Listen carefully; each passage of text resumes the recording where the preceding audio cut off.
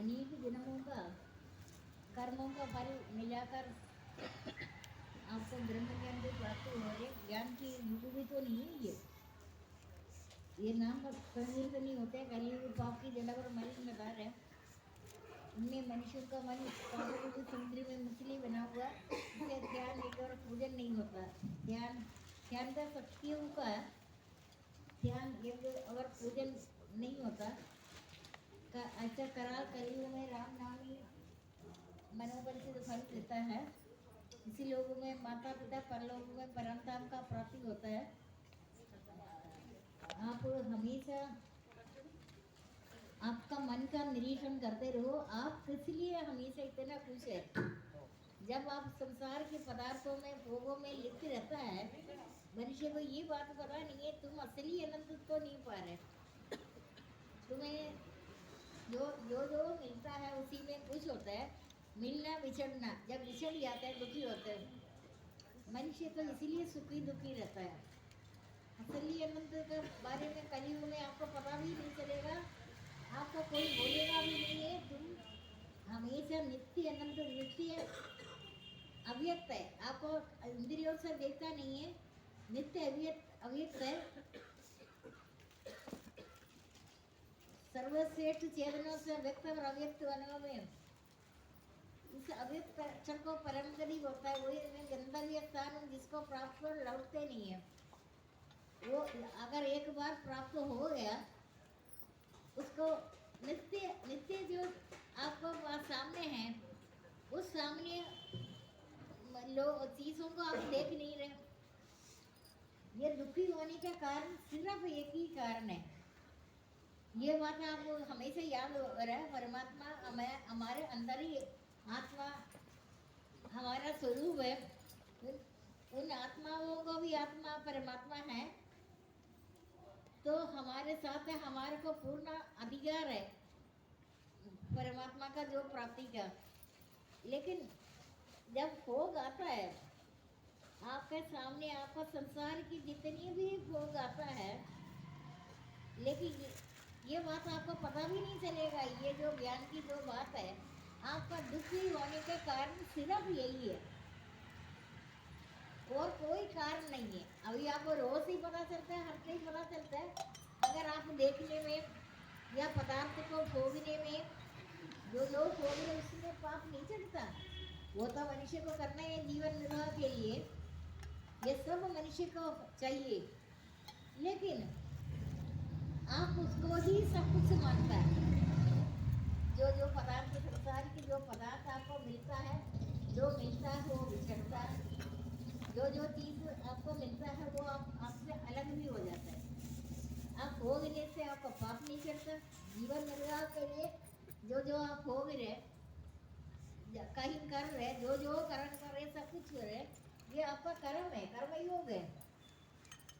आपका जीवन निर्वाह के लिए आप बहुत कुछ भोग रहे, उससे पाप नहीं चढ़ता। जितने मर्जी भोगो, लेकिन आपको एक नजर अंदर से पता होना चाहिए ये तो चंचलता है, संसार की चीज है, इसमें सुख नहीं है। तो इसमें सुख नहीं, ये सोचने में कि आपको कोई मुसीबत आता है, ये सत्य की बात है। ये सब चीजें छोड़ने की चीज है।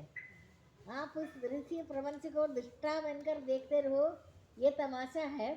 लेकिन आप और करता रहेंगे। आपको जितनी चीजें प्राप्ति होता है, अगर उसमें रहो या सावधान रहो,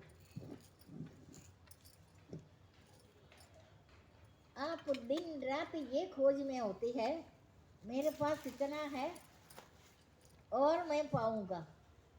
वैसे होता है, लोगों के मन में होता है ना ये चीज जो मैं आपको बता रहे, और के लिए करता है ना। लेकिन आपको और के लिए करे, जरूरी नहीं आपको सब कुछ मिलना है। समय खराब हो रहे, समय सबसे बड़ा बादशाह है। समय देने में सब कुछ मिलेगा, सब कुछ देने में समय नहीं मिलेगा। यथार्थ ज्ञान न होने के कारण इनका इच्छाओं का अपूर्ति का निष्फलता है। इनका इच्छाओं का अपूर्ति का निष्फलता है यथार्थ ज्ञान न होने के कारण। ये सब चीज इनको यथार्थ ज्ञान नहीं है। यथार्थ ज्ञान ना होने के कारण यही हो रहे, परिणाम क्या होता है, आप नित्य दुखी में रहता है। आप उसके लिए काई उपाय देखतेगा, ये दुख कैसे हो रहे, क्या हो रहे, सब कुछ हो रहे, लेकिन आपको असली चीज इस संसार में कोई नहीं बोलेगा। 8वें अध्याय में अक्षर ब्रह्म योग में लिखा है, जो नित्य अव्यक्त है, नित्य है, अव्यक्त है, सर्वश्रेष्ठ चेतनों से व्यक्त और अव्यक्त होने नष्ट नहीं होता, उस अव्यक्त अक्षर को परम गति कहता है। वही मैं गंतव्य स्थान हूँ, सर्वश्रेष्ठ गंतव्य स्थान हूँ, जिसको प्राप्त कर लौटते नहीं है। ये बात मैंने आपको बताया, कोई नहीं बताएगा, क्योंकि नित्य आपके सामने है, परमात्मा तुम्हारे अंदर अंदर ही है। आत्मा, उन आत्माओं को भी आत्मा है, परमात्मा आत्मा के साथ सजाए दिया है, अपनापन है, लेकिन ये जो चीज़ है आप देख नहीं रहे, आपको चर्म चक्षु से दिखता नहीं है, ये चर्म चक्षु से चंचल संसार को देख रहे, आप सुन रहे, सब कुछ है, लेकिन अंदर ही है, उनको अंतर्मुखी तो हो नहीं रहे, अंदर से आप देख नहीं रहे ना ये चीज को, ऐसे आप अंदर से देख नहीं रहे। आत्मा क्रोध में होता है, आत्मा तो आनंद में नहीं रहता, आपको दंड देता है, आप परेशानी में रहता है। यथार्थ ज्ञान न होने के कारण इनका इच्छा होगा अपूर्ति का निष्फलता, व्यर्थ आशा एवं कम ज्ञान वाला मूर्ख लोग विवेकी नाश स्वभाव का अधीन रहता है, परंतु जो विशाल बुद्धि है, जो कर्मयोग स्वभाव वाले मुझसे ये सब कुछ मानते हुए मेरा भक्ति करता है, जो ज्ञानी है वो यथार्थ देखता है। ज्ञानी को भी जैसे संसार में जब से लिप्त रहता है, दुख तो सबको हो जाता है, सब संसार का सभी चीज़ों को आप भोगो, आपको परेशानी नहीं होता, संसार के चीज़ों को भोगने में आपको लिप्त, लेकिन वो सत्य नहीं है, नपुंसक है, बदलना है, बदलना परिवर्तन संसार का नियम है। जो अपरिवर्तन के साथ आपका रिश्ता है, आप परिवर्तन के साथ रिश्ता जोड़ रखा है, परिवर्तन संसार का नियम है, जिसे तो मृत्यु समझता है वही तो जीवन है। जो मृत्यु है असली सत्य तो वही है, उस सत्य के लिए आपको बहुत ज़्यादा आगे जाना है। मृत्यु में दुख नहीं होना, जन्म मृत्यु वृद्धावस्था रोग आदि को पुनः पुनः विचार करने के लिए बोले। आप हमेशा जन्म मृत्यु वृद्धावस्था आदि को पुनः पुनः विचार करो, यही यही सत्य है, यही नित्य है। जन्म मृत्यु वृद्धावस्था रोग आदि का पुनः पुनः विचार करना, एक क्षण में करोड़ों का स्वामी बन जाता है, दूसरे क्षण में दरिद्र होता है। मेरा तेरा मन से मिटा दो, विचार से हटा दे, सब तुम्हारा तुम सबका, न शरीर तुम्हारा न तुम ये शरीर का है, ये पृथ्वी जल अग्नि वायु आकाश से बना, इसी में मिल जाएगा, परंतु आत्मा स्थिर है, तुम अपने आप को भगवान को अर्पित करे, यही सबसे उत्तम सहारा है। जो ये सहारा को जानता है वो भय चिंता और शोक से सर्वदा मुक्त है। आप नित्य एक रस आत्मा में है, आत्मा नित्य एक रस आत्मा में आप लगे रहे, बाकी इंद्रियों से आप सब कुछ भोगना है, सारा कार्यक्रम करना है, इसमें कोई परेशानी नहीं है, लेकिन नित्य शुद्ध आत्मा है, इनमें परिवर्तन नहीं होता। आपने संसार का सहायता ले रहे, आपने ये जन्म मरण का कारण ही तो ऐसे है, मैं इतना पाया है, मैं और पाऊंगा, यही प्रसन्नता तुम्हारे दुखों का कारण, दुख का कारण ही यही है, मेरे पास इतना है, इतना होकर संतुष्ट होकर कोई मनुष्य रहता नहीं, उनका आदत स्वभाव बन गया, जन्म मरण होता ही ऐसे, मनुष्य हमेशा जो जो मिलता है मैं और पाऊंगा, और पाऊंगा, समय सबसे बड़ा बादशाह है, बाल यौवन वृद्धावस्था, ऐसे मनुष्य का मरण का अवस्था आना है, सत्य तो वही है, हमको हमारे यहाँ कार्यक्रम हमने जो जो किया है ये फूदल पर, इसके बाद हमको अपने घर जाना है। ये घर नहीं है, ये सराय है। इधर जो आता है वो जाएगा।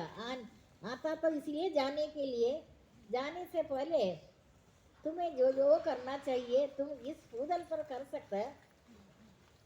बाकी 7 लोग ऊपर, 7 लोग नीचे, मध्य लोग तो ये पृथ्वी है, धरती है, फूदल है। इधर इधर तो अपने कर्म तो सिर्फ इधर ही कर सकते हैं। पुण्य लोगों में जो जो पुण्य कर्म जो किया है वो उधर भोगेगा। पुण्य लोगों में मरण तो उधर ही है। पुण्य फल समाप्त होकर कुकर सुकर आदि में उत्पन्न करके ये मूढ़ पुरुष हर जन्म में असुर योनि में पैदा होकर ईश्वर तक ना पहुंचकर नीचे गति में पड़ा रहता है। लोगों को ये पता नहीं चल रहा भगवान ने कितना कृपा किया, मानव शरीर दिया है, सब कुछ प्रबंध कर रखा है। 84 लाख योनि दिख तो रहे, आपको पता है कितने सारे संसार में प्राणी है। वृक्ष भी ये भी मतलब उदर में आता है, उदर वृक्ष भी एक योनि में आता है। ये पेड़ पौधा वृक्ष वगैरह इस तरीके से मानव श्रेष्ठ है।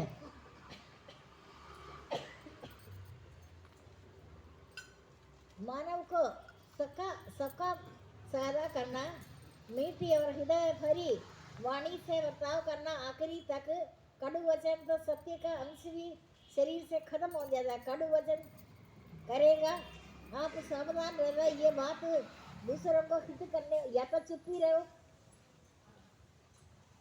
चुप साधन सभी समाधि से ऊंचा स्थान है। मानसिक तब है जितना चुप रहे। आप लोग चुप रहते हैं कभी? जैसे मौका मिले, सबसे बड़ा तपचर्या में आता है। इसके बराबर में कोई चीज नहीं है सृष्टि में। शरीर से, वचन से, मन से, शरीर से देवता ब्राह्मण गुरु एवं ज्ञानी पुरुषों का सेवा है। ये तो शरीर की तप है। और क्षोभ उत्पन्न नहीं करने वाला सीधा और हितकारक भाषण और मानसिक तप तो यही है। शांत अंधकरण, शांति में रहना, चुप साधन सबसे ज्यादा श्रेष्ठ होते हैं। इसका बराबर में कोई साधना नहीं है।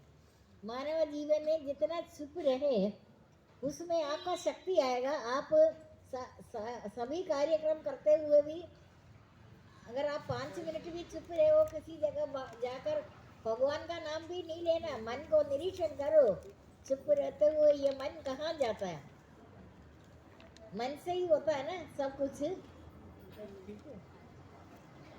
मानसिक तब है, मन से बाहर भीतर से चुप हो गया, शांति में हो गया, उसका सारा तपस्या होता है। उससे माँ बाप है, सारे तपस्याओं का माँ बाप है चुप साधन। ठीक है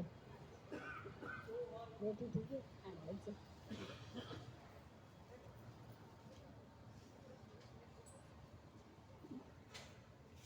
कभी कभी वाली बात संसार का होता है। आप संसार में रहते हुए कमल पत्र की, कमल जैसे जल में रहता है, कमल पत्र की न्यायी निर्लिप्त रहो। कमल जैसे जल में रहता है, पानी डाले वो ठरता नहीं है।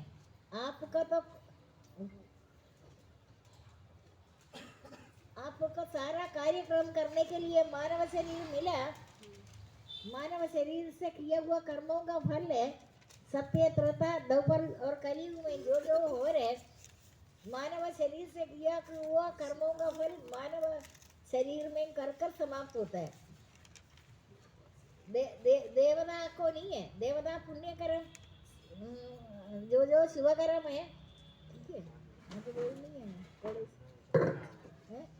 अच्छा, तो जो खराब है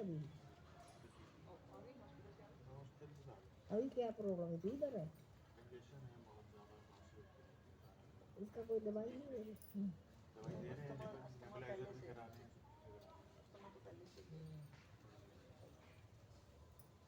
इसको तो रेस्ट तो है ही वैसे है। ठीक है, जब घर में कभी कोई भी बीमार हो जाए या कुछ भी होता है, सबसे बड़ा दवाई है वाणी का।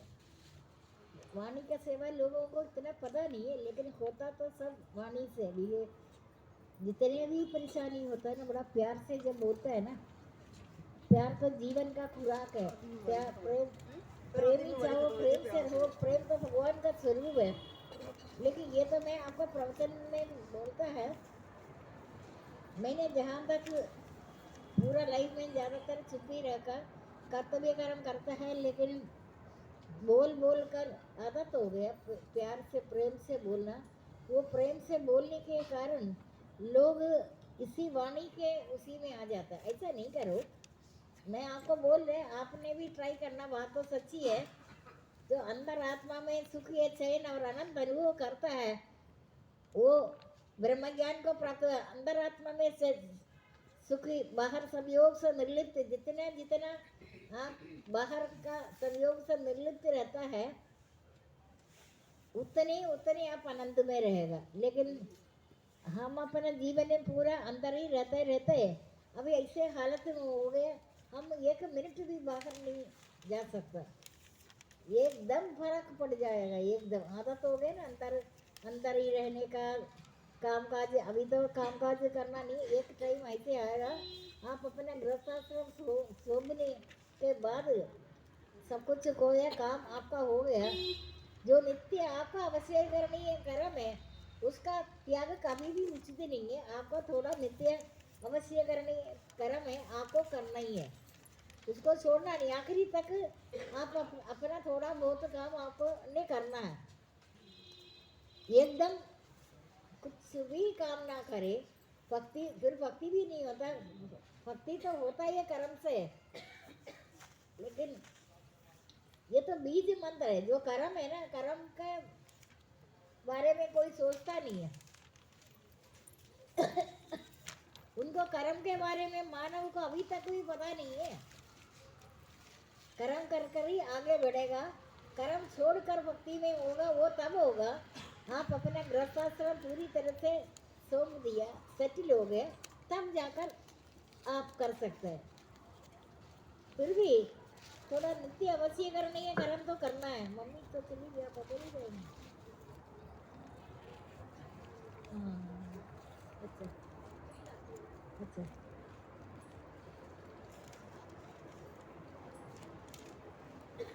जो नित्य अवश्य करनीय कर्म है, उसका त्याग कभी भी उचित नहीं है। अज्ञान से किया हुआ वो त्याग तमक त्याग में आएगा, उसमें कोई आपको फायदा नहीं है। अज्ञान से है, अभी अज्ञान से आप थोड़ी छोड़ेगा, आपको तो बहुत ज्यादा ज्ञान है।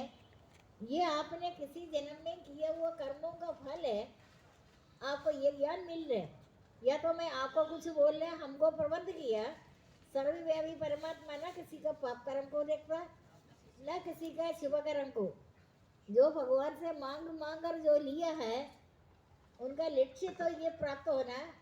पर वह भगवान से प्रेम होकर नहीं कर रहे, उनका लक्ष्य तो यही है, मुझे ये चाहिए, मुझे ये मिलना है, मैंने ये पाना है। उसी लक्ष्य से लेकर जिसने भी कोई भी संसार की भोगों का प्राप्ति हुआ, वो सब आप छोड़ेंगे। आपके पास स्थिरता में नहीं रहता। जो आपने कामना लेकर जो भगवान से हठपूर्वक मांगा है, भगवान ने भी सोचा ये तो मांग रहे, ये तो मांगा हुआ भक्ति में कम से कम कुछ तो नाम तो भगवान का लेता है। अगर मैं ये चीज़ इनको नहीं देने में ये भक्ति छोड़ देगा, तो और जैसे इनका फला हो, कामना लेकर भक्ति करता है, प्राप्त होगा धर्म अर्थ मोक्ष। जो बोलता है अर्थ धर्म काम मोक्ष, ये चार पदार्थ, ये आपको खुद भी अनुभव होगा। ये मैं प्रवचन कर रहे हैं, आपने कामना लेकर जो भगवान का शरण में आया है, भक्ति किया है, वो भक्ति नहीं है, सिर्फ कामना है, अज्ञान से हुआ। आपको सब चीज मिलेगा। इसका परिणाम तो बुरा है, क्योंकि कामना लेकर किया है ना। भगवान से प्रेम होकर तो कर नहीं रहे, नहीं?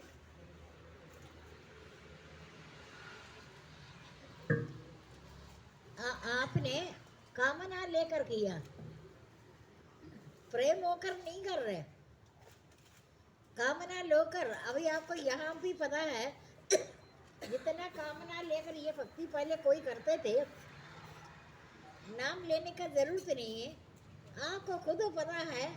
धीरे धीरे धीरे कर कर इनका मनोकामना पूरा ना होने के बाद